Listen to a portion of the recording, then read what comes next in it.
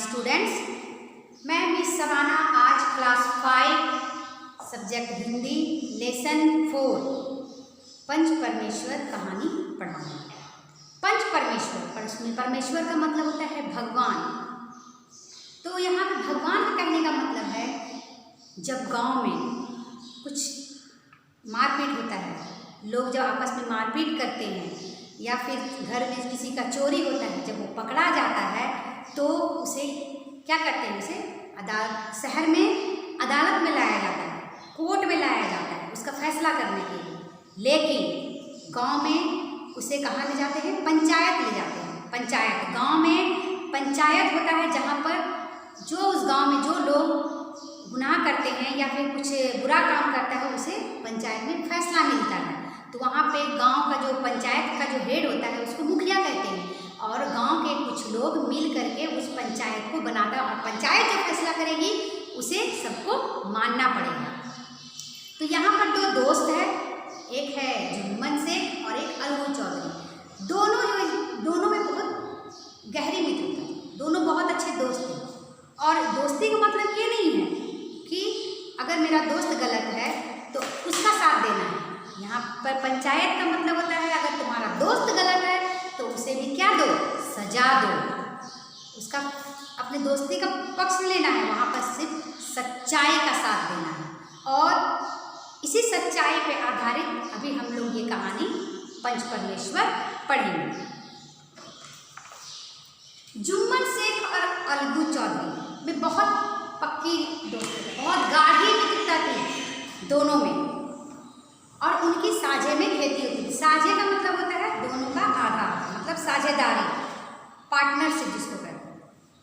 कुछ लेन देन में भी सहायता, और वो लोग कुछ आपस में कुछ लेन देन, मतलब कुछ उसको दिया तो कुछ इसको भी दिया, वैसे आपस में दोनों का मिलजुल के वो काम करते थे।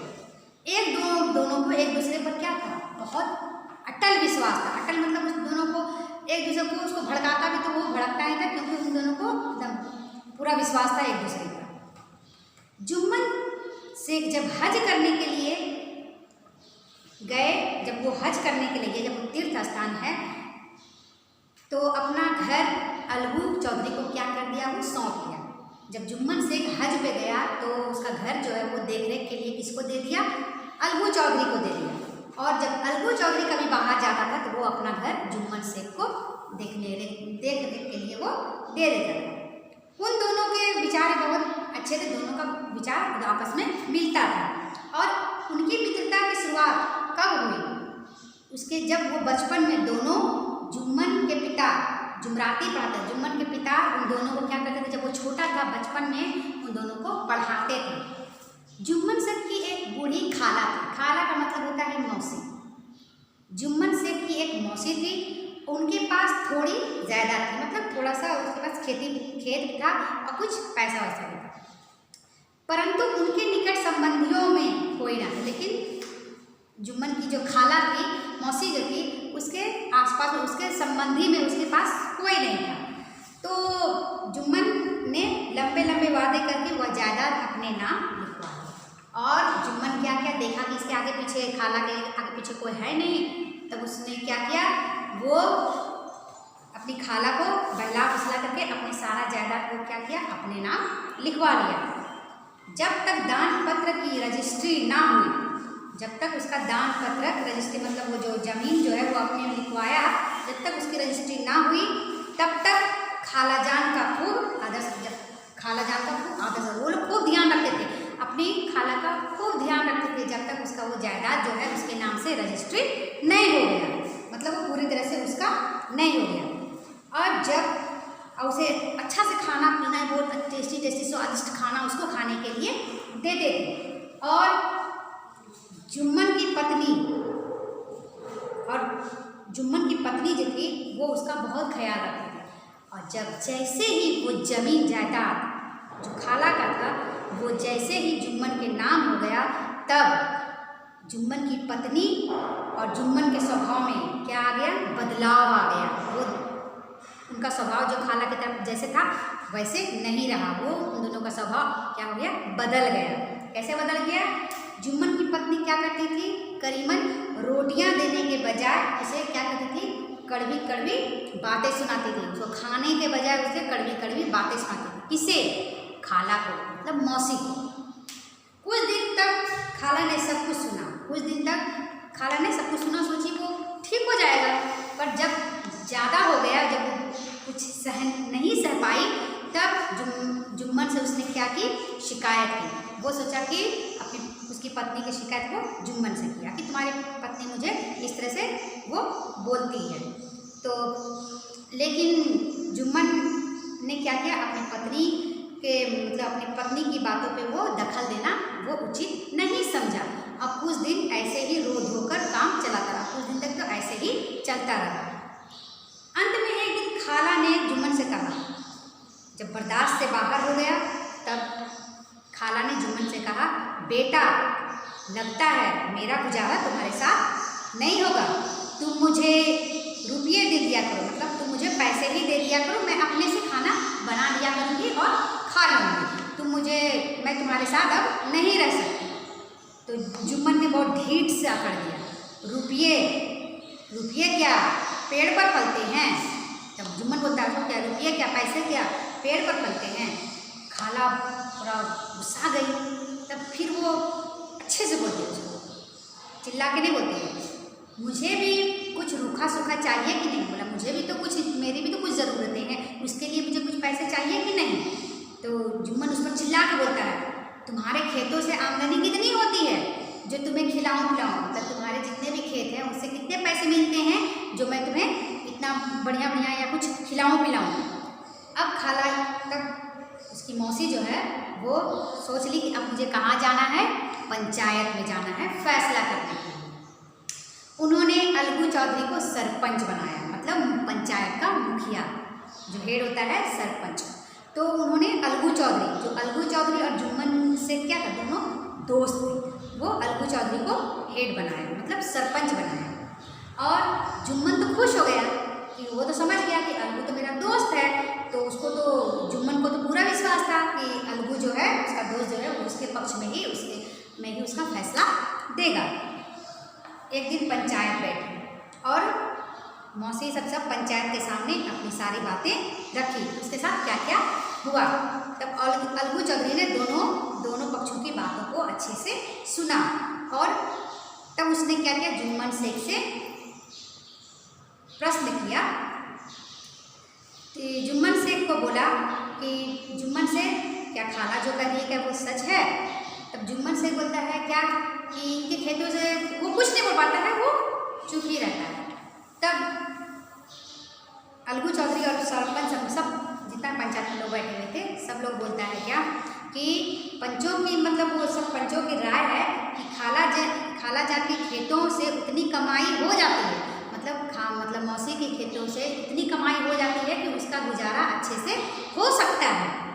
यदि तुम रुपये देने के लिए, अगर तुम इसे रुपया नहीं देना चाहते हो, यदि तुम नहीं रुपया इसको दे सकते हो, तो खाला जान जो है, जो खेत तुम्हारे नाम पर जो की है तो वो नहीं रहेंगे, वो खेत तुम उनको वापस कर दो। उस दिन से क्या हो गया, वो ये बात सब सुना जुम्मन, तो उसको बहुत बुरा लगा, उसको गुस्सा लगा। और उस दिन से बात क्या हो गया, जुम्मन शेख और अलगू चौधरी के बीच में मनमुटाव हो गया। वो दोनों क्या हो गए, दोस्ती वो टूट गया दोनों के बीच का। अब जुम्मन ने सोच लिया कि अब मैं इससे क्या करूँगा, अपना बदला लूँगा। किससे? अलगू चौधरी से बदला लूँगा। फैसला होने के बाद कुछ दिन के बाद, थोड़े ही दिन में वो क्या हो गया, अलगू का एक बैल जो है वो मर गया। अलगू चौधरी का बैल जो है वो मर गया।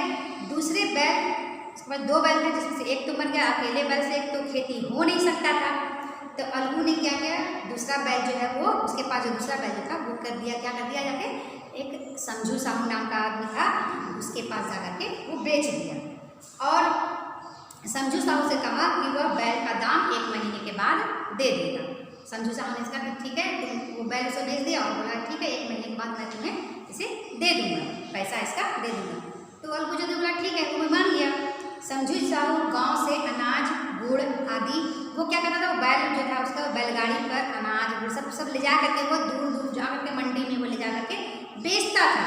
और वहाँ से वो नमक तेल सब ला करके यहाँ से वो सामान सब ले जाता था, वहाँ मंडी में बेचता था। वहाँ से वो कुछ सामान सब ला के यहाँ पे गांव में वो बेचता था, गांव में बेचता था।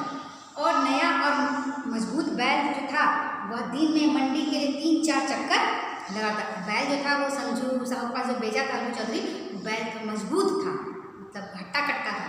तो वो क्या किया, वो इस तरह से वो गांव के कई बार वो मंडी और गांव कई बार वो चक्कर दिन में लगा 3-4 बार चक्कर लगा लेता था। अब वो बैलगाड़ी में दिगना दुगना, मतलब वो ज़्यादा वजन से, जितना बैल उसको सह सकता था उससे ज़्यादा वजन वो क्या करता था, बैलगाड़ी पर लाद लेता था। और सब कुछ होने के बाद वो बैल को ठीक से खाने पीने भी नहीं देता। जब तक उसको खाने पीने नहीं देगा तो बैल मजबूत कैसे रहेगा, तो बैल को खाने पीने नहीं देता था। अब क्या हुआ, कुछ दिन के बाद क्या हो गया, बैल जो हो गया वो पतला दुबला हो गया, मतलब वो बीमार हो गया और वो मर गया। पतला दुबला हो गया, हड्डी पसली उसका दिखने लगा और वो क्या हो गया, वो मर गया। कई महीने बीत गए, कई महीने, बोला था 1 महीना फंस गए, लेकिन कई महीने बीत गए। समझू साहब ने अलगू चौधरी को उसके बैल के पैसे नहीं दिए, जो उसका बैल का दाम था। अब अलगू क्या करेंगे, अलगू जब भी उससे पैसा मांगने जाता तब उसे समझू साहब उसे खरी खोटी सुनाने लगता। अंत में वो उसको उसी को उल्टा बोलने लगता है, बोलता था क्या तुम्हारा बैल तो पतला दुबला है, पतला दुबला था, वो तो मर गया, मतलब उसको बहुत उल्टा पुल्टा बोलता था। अंत में अलगू चौधरी को क्या हो गया, पंचायत बन, वो लगा अब उनको ऐसे पैसा तो नहीं देगा, अब हम उसको ये बात जो हमको कहाँ रखना चाहिए, पंचायत में रखना चाहिए। और उसने क्या किया, पंचायत बुलाया। अब वहाँ पे जुम्मन शेख और अलगू चौधरी के बीच जो मनमुटाव जो था वो पूरा गांव जानता था। अंत में क्या किया, उसने जुम्मन शेख को अपना सरपंच चुना। समझू साहू क्या किया, वो जुम्मन शेख को अपना सरपंच चुना। और अब अलगू चौधरी निराश हो गया जब वो समझ गया कि हम दोनों के, जुम्मन शेख और अलगू चौधरी दोनों के बीच में तो मनमुटाव चल ही रहा था। तो समझू साहू ने जानबूझकर जुम्मन शेख को सरपंच चुना। अलगू चौधरी जब जान गया जुम्मन शेख जब उसका सरपंच बना है तो वो उसका फैसला उसी को देगा, वो उदास हो गया। सरपंच के जब जहाँ पर सरपंच बैठता है, मुखिया जहाँ पर बैठता है, उसके आसन पर बैठते ही जुम्मन शेख का आत्मा क्या हो गया, जाग उठा। वो अपना सारा बैर, मतलब सारा दुश्मनी वो भूल गया और उसने मन से कहा, और उसने अपने मन में ही कहा कि पंच ना किसी का दोस्त होता है और ना ही किसी का दुश्मन। मतलब पंच जो है यहाँ पर जो बैठता है ये ना किसी का दोस्त होता है और ना ही दुश्मन। उसका धर्म है कि वह किसी के तरफदारी किए बिना वो सच्चाई का साथ दे, न्याय करे, फैसला ही फैसला सुनाए। पंचों ने दोनों पक्षों से सवाल जवाब किया, दोनों अलगू चौधरी से ही पूछा और समझू साहू से ही पूछा, और अंत में जुम्मन शेख ने अपना फैसला सुनाया। समझू साहू, जिस समय तुमने बैल खरीदा था वह हट्टा कट्टा था। होता है क्या कि जब तुम बैल खरीदे थे वो हट्टा कट्टा मजबूत था, उसे कोई बीमारी नहीं थी। यदि उसी समय अलगू तुमसे बैल के दाम ले लेता तो आज पंचायत बुलाने की आवश्यकता नहीं पड़ती, और अगर तुम उसी समय उसे बैल का दाम उसे दे देते तो आज ये पंचायत नहीं बुलानी पड़ती। इसलिए अलगू को बैल का दाम तुरंत देना होगा, मतलब उसको अलगू चौधरी को उसका बैल का दाम जो था वो तुमको तुरंत देना होगा, समझू साहू से कहा पंचों ने। तब ये सुन करके अलगू चौधरी खुश हो गया और वह चिल्ला के बोल उठा, पंच परमेश्वर की जय। वो जान गया कि जो फैसला हुआ है वो सच का फैसला हुआ, सच्चाई का फैसला हुआ है। वो खुश हो गया और थोड़ी देर बाद वो जुम्मन जो है वो क्या किया, अपने दोस्त अलगू के पास आया और उससे गले लिपट करके दोनों रोने लगे, और दोनों के आंसुओं से उन दोनों के अंदर जो मैल जो था, वो एक दूसरे के लिए जो नफरत जो था वो उसे क्या हो गया, वो दोनों भूल गया, दोनों का मिट गया, और वो दोनों फिर से बहुत अच्छे दोस्त बन गए, बहुत अच्छे दोस्त बन गए। तो ये पंच परमेश्वर, इसी को कहते हैं पंच परमेश्वर, जहाँ पे सच्चाई का साथ दिया जाए, गलत का साथ नहीं। तो जो भी कहानी मैं पढ़ाई हूँ, आप लोगों के पास बुक है, उसे अच्छे से पढ़ोगे, समझोगे, और शब्दार्थ मैंने ब्लैक बोर्ड पे लिखा है, बुक में भी है, तो उसे आप लोग क्लास वर्क कॉपी पे लिखोगे और उसे याद भी करोगे।